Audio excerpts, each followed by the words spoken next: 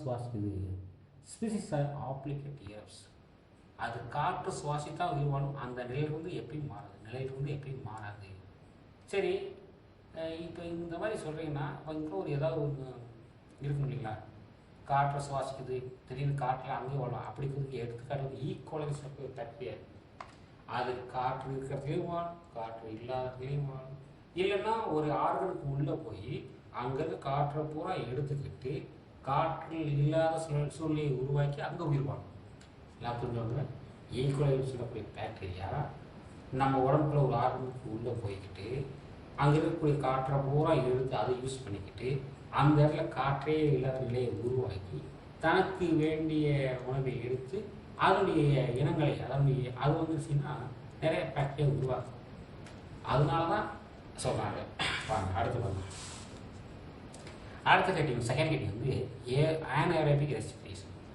ஆனேரோபிக் ரெஸ்பிரேஷன்னா என்னன்னு பார்த்தீங்கன்னா, காற்று உணராக சுவாசித்தல், அதாவது காற்று இல்லாத சுவாசித்தல் பேர். காற்று சுவாசமும் கிடையாது, காற்று இல்லாத சுவாசமும் பேர். This bacteria do not use oxygen for growth and metabolism. எந்த காரணத்தை கொண்டு ஒரு தாவரத்தின் வளர்ச்சிக்கோ அல்லது வளர்ச்சியை மாற்றத்திற்கோ ஆக்சிஜனை பயன்படுத்தாது.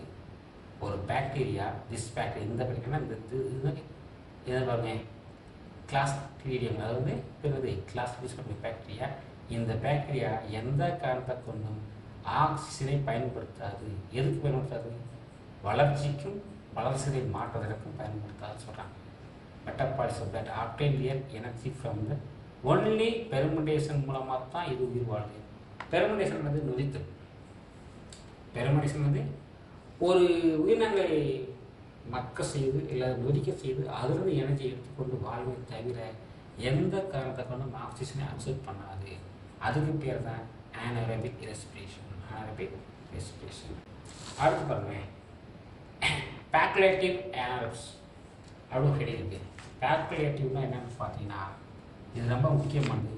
நிலை மாறும் காற்றுணரா உயிரிகள். நிலை மாறும் காற்றுணரா, இது வந்து நிலை மாறாது, ஆனால் இது வந்து நிலை மாறுது. ஏன் மாறுதுன்னு பாருங்க. இதைத்தான் இப்போ தான் சொன்னேன், ஈக்குவல்னு சொல்லக்கூடியது. பாருங்க, this bacteria that can grow either using oxygen as a terminal electron acceptor.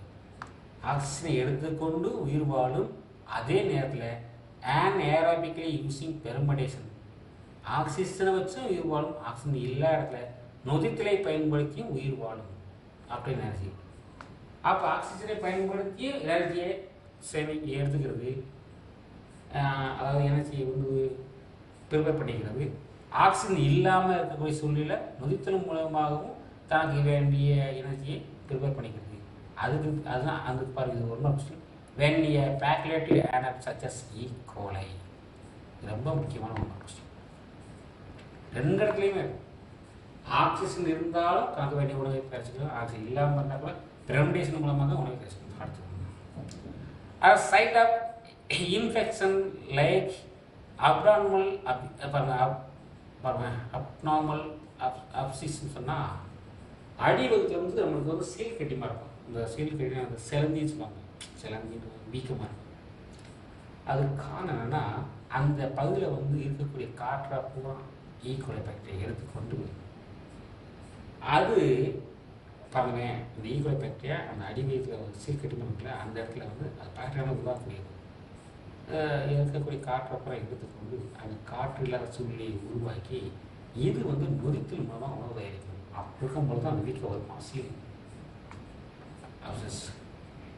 It can rapidly consume all available CO2 and change the anaerobic. ஒரு இடத்துல காற்று இருக்கு, அந்த காற்றை போய் இந்த ஈகோலை பாக்டீரியா ரேப்பிட்லி கன்சியூம்னா வேகமாக இருக்கக்கூடிய ஆக்சிஜனை நான் எடுத்துக்கொண்டு காற்று இல்லாத சூழ்நிலையை உருவாக்கும். அப்படி உருவாக்கும் பொழுது அது என்ன செய்யுமா, anaerobic metabolism producing and anaerobic environment உருவாக்கும். முதல்ல காற்று இருக்கு, அங்கே போய் இந்த ஈகோலை பாக்டீரியா காற்றை தான் எடுத்துக்கொண்டு காற்று இல்லாத சூழ்நிலை உருவாக்கி அதே நேரத்தில் anaerobic environment அந்த சூழ்நிலை உருவாக்குது. Allow the anaerobic bacteria that present in grow and cos disease, அங்கே வந்து நோய் உருவாக்கும். இதுதான் முக்கியமான ஒரு டூல். அப்போ ஈக்குவலை பாக்டீரியா வந்து காற்று இருந்தாலும் உணவு தயாரிக்கும், காற்று இல்லாத இடங்களில் பெர்மெண்டேஷன் மூலமாக உணவு தயாரிக்கும் ஒன்று. அதுக்கு அடுத்து இந்த ஈக்குவலை பாக்டீரியா நம்ம அப்டாமினில் போய் அங்கே இருக்கக்கூடிய காற்று இருக்கக்கூடிய ஆக்சிஜனை எடுத்துக்கொண்டு ஃபுல்லாக எடுத்துக்கொண்டு அங்கே ஆக்சிஜன் இல்லாத சூழ்நிலையை உருவாக்கி அது எண்ணிக்கையில் அதிகமாகி அங்கே வந்து ஒரு டிசீஸை ஏற்படுத்துன்றாங்க. ஓகேங்களா? எக்ஸாம்பிள் வந்து பாருங்க, எஸ்எஸ்சியா ஈக்குவலே அண்டு சால்மோனெல்லா ரெண்டுமே ஒன்றா கொஸ்டின். அடுத்து பாருங்க, ஹேப்னோஃபிலிக் பாக்டீரியா. அடுத்தது ஹேப்னோஃபிலிக் பாக்டீரியா சொல்லக்கூடியது. ஹேப்னோஃபிலிக் பாக்டீரியானா இந்த bacteria with requires CO2 for their growth are called. ஒரு சில பாக்டீரியா வந்து CO2 பயன்படுத்தி அதோடைய க்ரோத்தை இன்க்ரீஸ் பண்ணுது. கார்பன் டை ஆக்சைடு மூலமாக தான் அது வளர்ச்சி அடையுது.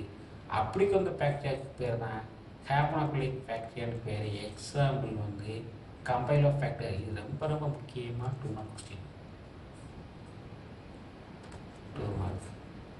அதே இதில் 1 மார்க் கேட்பாங்க கம்பைலோபாக்டருக்கு எக்ஸாம்பிள். அடுத்து நியூட்ரிஷன், உணவு ஊட்டம் முறை. எப்படி இந்த பாக்டீரியா வந்து ஃபுட் ப்ரிப்பேர் பண்ணுது, எப்படி வந்து பாக்டீரியா ஃபுட் ப்ரிப்பேர் பண்ணி பார்க்குறோம். And the phases of their mode of nutrition, bacteria are classified into 2 types, namely autotrophs and heterotrophs. Autotrophsனா தற்சார்பு ஊட்ட வீரி, தனக்கு வேண்டிய உணவை தானே தயாரித்து கொள்ளக்கூடிய சில பாக்டீரியா இருக்கு. ஹெட்ரோட்ராப்ஸ்னா இன்னொரு உயிரினங்களை டிஃபெண்ட் பண்ணி வளர்க்குறது ஹெட்ரோட்ராப்ஸ். இப்போ பாருங்களேன், ஆட்டோட்ராப்ஸ் பாக்டீரியா சில எக்ஸாம்பிள் கொடுத்துருக்காங்க பாருங்க. தற்சார்பு உணவு bacteria which can synthesize their own food called autotrophy. Bacteria வந்து synthesize their own food, தனக்கு வேண்டியவனே தானே தயாரிச்சுக்கிறது, அதுக்கு பேர் வந்து autotrophy. They may be further subdued as, இதில் வந்து சில சப்ராசஸ் இருக்குது, அதை பாருங்க சொல்கிறாங்க. அப்படி என்னன்னு பார்த்தீங்கன்னா, ஃபஸ்ட்டு வந்து போட்டோ ஆட்டோட்ராபிக் பாக்டீரியா. போட்டோ ஆட்டோட்ராபிக்னா அது தமிழில் வந்து அதாவது ஒளியின் மூலம் உணவு தயாரிக்கக்கூடிய பாக்டீரியா இருக்குது. ஒளியின் மூலம் உணவு தயாரிக்கக்கூடிய பாக்டீரியா.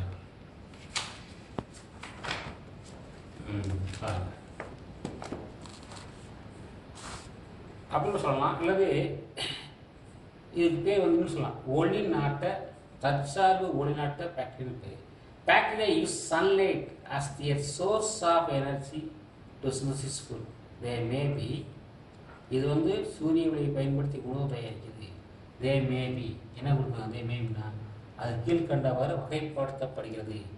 அப்படி கீழ்கண்ட வகை என்னென்ன வகை இருக்குன்னு பார்த்தீங்கன்னா, ஒன்று வந்து ஃபோட்டோலித்தோட்ராப்ஸ். ஃபோட்டோலித்தோட்ராப்ஸ் சொல்லக்கூடியது வந்து பார்த்தீங்கன்னா கனிம ஒளிசார்பு பாக்டீரியா. கனிம ஒளிசார்பு ஊட்ட பாக்டீரியா சொல்கிறாங்க. அப்போ கனிம ஒளிசார்பு ஊட்ட பாக்டீரியாவில் 2 டைப் இருக்குது. ஒன்று வந்து green salwar bacteria. Green salwar bacteria பசும் கந்தக பாக்டீரியான்னு பேர். கிரீன் சல்வர்னா பசும் கந்தக bacteria.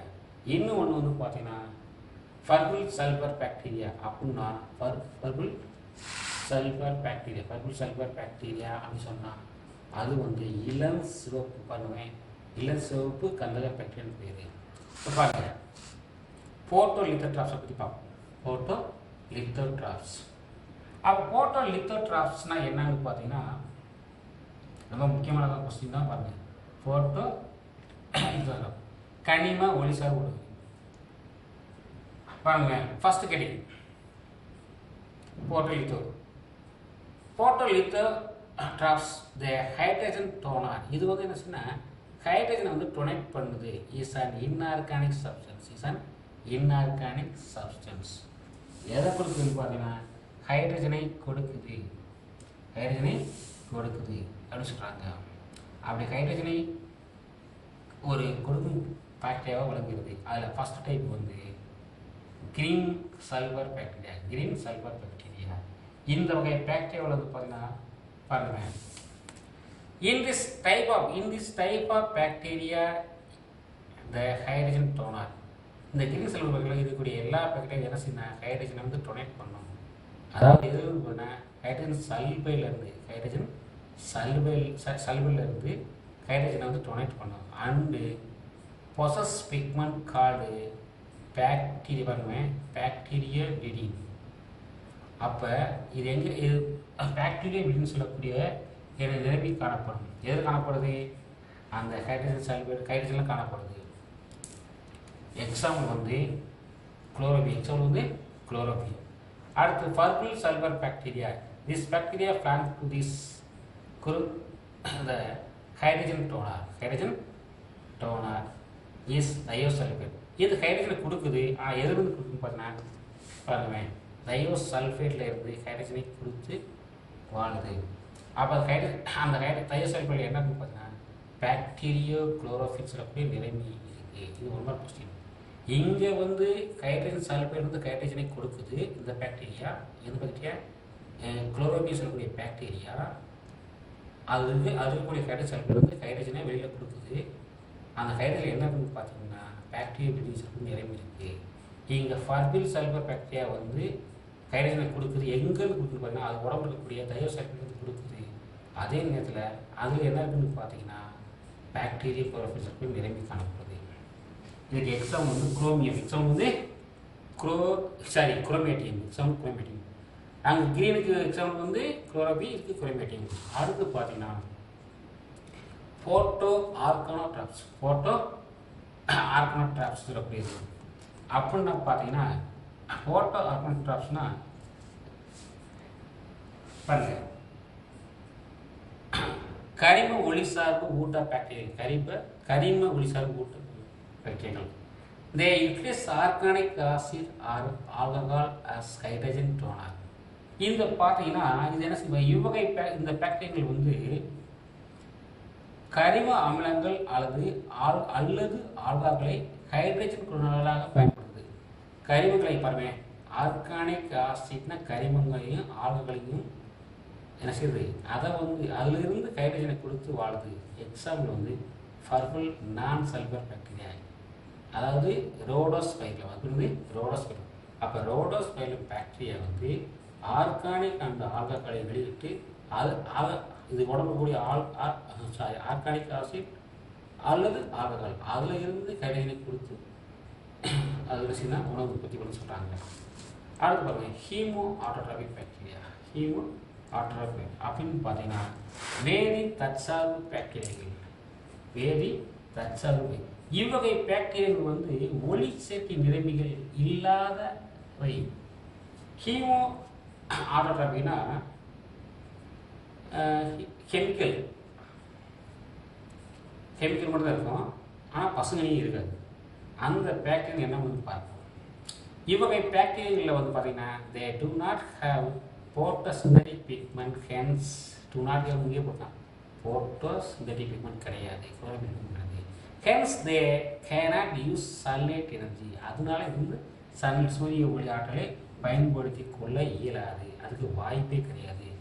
This type of bacteria obtain energy from organic or inorganic substance. பார்த்தீங்களா, இதுதான் ரொம்ப முக்கியமானது. அப்போ இதிலிருந்து உணவு எடுத்துக்கினா ஆர்கானிக் இன்ஆர்கானிக் வந்து தான் உணவு எடுக்குது அப்படின்னு சொல்கிறாங்க.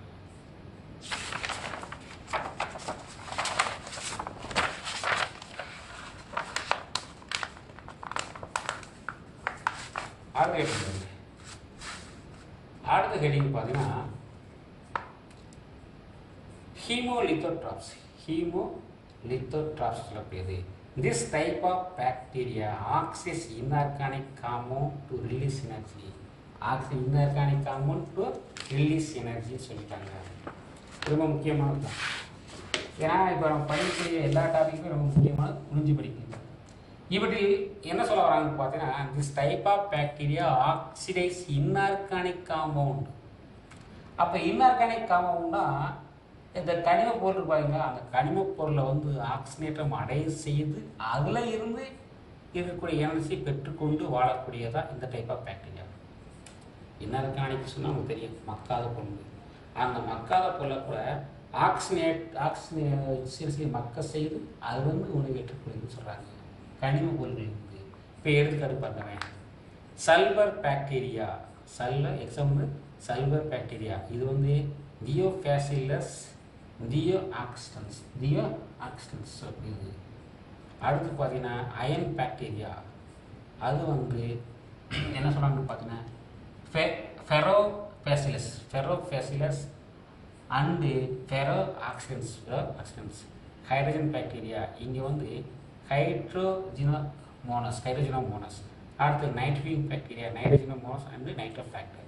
இதெல்லாம் பார்த்தீங்கன்னா ஹீமோலித்தோட்ராப்ஸ்க்கு எக்ஸாம்பிள். இதில் 1 மார்க் கேட்கலாம், இல்லைன்னா ஹீமோலித்தோட்ராப்ஸுடைய வகைகள் கேட்கலாம், 2 மார்க்கில் படிச்சுக்கணும். அடுத்து ஹீமோ ஆர்கனோட்ராப்ஸ். அடுத்த ஹெட்டிங் என்னது? ஹீமோ ஆர்கனோட்ராப்ஸ் சொல்லக்கூடிய ஹெட்டிங். சரி, ஹீமோ ஆர்கனோட்ராப்ஸ்னால் என்னன்னு பார்த்தீங்கன்னா கரிம வேதி சார்பு ஊட்ட பாக்டீரியாக்கள். This type of bacteria oxides organic compounds to release energy. Organic compound கரிம கூட்டு பொருளை ஆக்சிஜனேற்றம் அடைச்சிது. திஸ் பாக்டீரியா என்ன ஆக்சிஜன் பண்ணுறாங்க இல்லையா? அப்போ ஆர்கானிக் காம்பவுண்டை ஆக்சிஜனேற்றம் அடைச்சிது. அப்போ ஆர்கானிக் காம்பவுண்டை மக்க செய்து, ஆக்சிஜன் மூலமாக மக்க செய்து அதுலேருந்து வரக்கூடிய எனர்ஜி எடுத்துக்கொண்டு இது வாழ்து. எக்ஸாம்பிள் பார்த்தீங்கன்னா மீத்தேன் பாக்டீரியா சொல்கிறாங்க. அதுக்கு மீத்தேனை எடுத்துக்கொண்டு வாழக்கூடிய பாக்டீரியா வந்து மெத்தனோகாக்கஸ், அஸ்டிக் ஆசிட் பாக்டீரியானா அஸ்டோஃபேக்டர், லாக்டிக் பாக்டீரியானது லாக்டோபேசிலஸ். இதெல்லாம் வந்து பார்த்தீங்கன்னா ஒவ்வொரு காம்பவுண்டையும் எடுத்துக்கொண்டு வாழக்கூடியது, பாக்டீரியா.